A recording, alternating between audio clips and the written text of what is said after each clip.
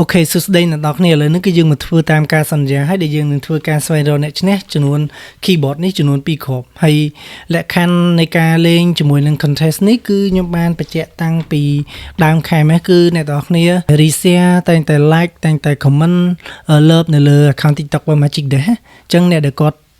ព្យាយាម comment ព្យាយាមអីហ្នឹងគឺខ្ញុំបាន select ឈ្មោះគាត់ពី TikTok មកហើយអ្នកនរគ្នាមិនឆ្ងល់ទេហេតុអីបានអត់ឃើញឈ្មោះអ្នកនរគ្នាលើ Facebook ដោយសារតែខ្ញុំ select មើលតាមនៅលើ TikTok ទេហើយការចាប់រង្វាន់ហ្នឹងគឺ secret មែនតើខ្ញុំអត់ធ្វើការ select ខ្លួនឯងទេគឺខ្ញុំធ្វើ lucky draw ខ្ញុំដាក់ឈ្មោះអ្នកនរគ្នានៅក្នុងនឹងហ្មងហើយជាស្រ័យសម្រាប់អ្នកដែលគាត់អត់មានឈ្មោះនៅក្នុងនឹងដោយសារតែខ្ញុំមើលនៅលើ TikTok ទេអ្នកនរគ្នា comment នៅលើ Facebook មែនប៉ុន្តែ content ហ្នឹងគឺយើងលេងនៅលើ TikTok ចឹងអ្នកដែលគាត់អាចមានសំណាងឈ្នះ keyboard ហ្នឹងគឺអ្នកដែលគាត់តែងតែrepost តែងតែ comment តែងតែ love តែងតែ like នៅក្នុង account TikTok របស់ Magic Dash ហើយនៅtrongវីដេអូហ្នឹងក៏មានរង្វាន់មួយដែរសម្រាប់អ្នកនរគ្នាអូខេអញ្ចឹងកុំខាត់ពេលយូរយើងធ្វើការស្វែងរកអ្នកគាត់មានសំណាងឈ្នះ keyboard ទាំងពីរហ្នឹងហើយឈ្មោះអ្នកនរគ្នាខ្ញុំបាន list នៅលើនេះហើយអញ្ចឹងឈ្មោះខ្លះយើងអានអត់ដាច់ទេដោយសារគាត់ដាក់នៅលើ IG អញ្ចឹងឲ្យមានរូបមានអីអញ្ចឹងណាឥឡូវយើងធ្វើការ save ហើយយើងធ្វើការ draw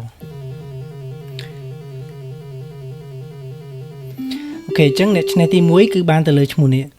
អូខេអញ្ចឹងអានឹង account TikTok របស់គាត់ហើយគាត់អាចធ្វើការតាក់ទងមកកាន់page Magic Dash ឬមួយក៏ TikTok Magic Dash បានណាហើយឥឡូវយើងធ្វើការស្វែងរកអ្នកឈ្នះមួយទៀត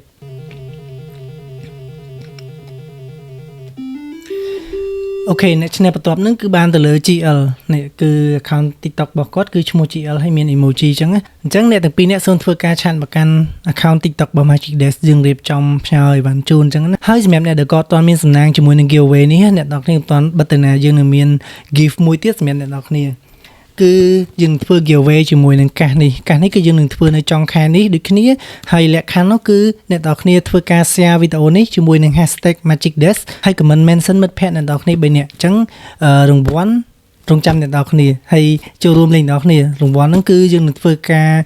លេងនៅចុងខែហ្នឹងដែរហើយសង្ឃឹមថាអ្នកនរគ្នានឹងមានសំណាងឈ្នះបន្តអរគុណច្រើន